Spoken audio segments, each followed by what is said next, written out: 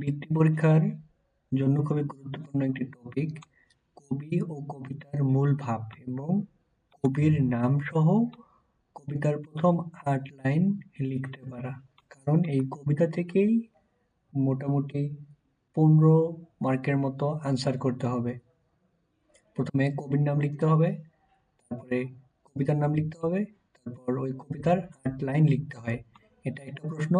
আরেকটা প্রশ্ন হচ্ছে শেষের দিকে থেকে কবিতার মূল ভাব লিখতে হয়। এখানে আমরা কিছু গুরুত্বপূর্ণ কবিতার মূল ভাব আজকে পড়ব। প্রথম কবিতাটির নাম সংকল্প। লিখেছেন কাজী নজরুল ইসলাম। মূল ভাব: কিশোর মন চিরকালই কৌতূহলী। সে ঘরের কোণে বদ্ধ না থেকে পুরো পৃথিবীটাকে ঘুরে দেখতে চায়। আকাশ বাতাস পাহাড় সাগর সবকিছুর রহস্য সে ভেদ করতে চায়।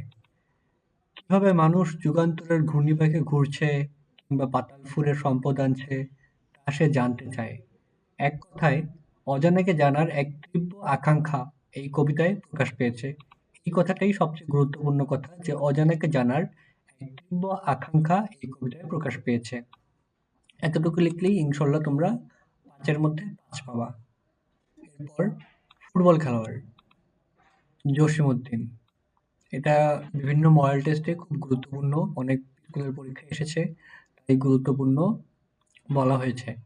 এই কবিতার কবির এই কবিতাটিতে কবি কিন্তু জসীমউদ্দিন, কিন্তু কবি ইমদাদ হক নামের এক লড়াকু ফুটবল খেলোয়াড় ও তার খেলাধুলার প্রতি অদম্য ভালোবাসার কথা বলা হয়েছে।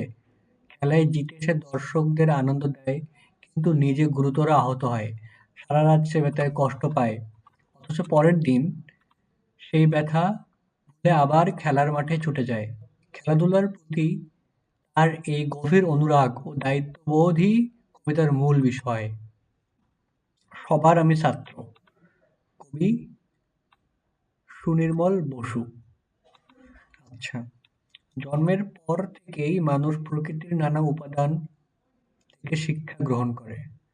আকাশ আমাদের উদার হতে শেখায়, বাতাস কর্মী হওয়ার মন্ত্র দেয়, আর পাহাড় শেখায় মৌন মহান হতে। সূর্য, চাঁদ, মাটি, নদী সবার কাছেই আমাদের কিছু না কিছু শেখার আছে।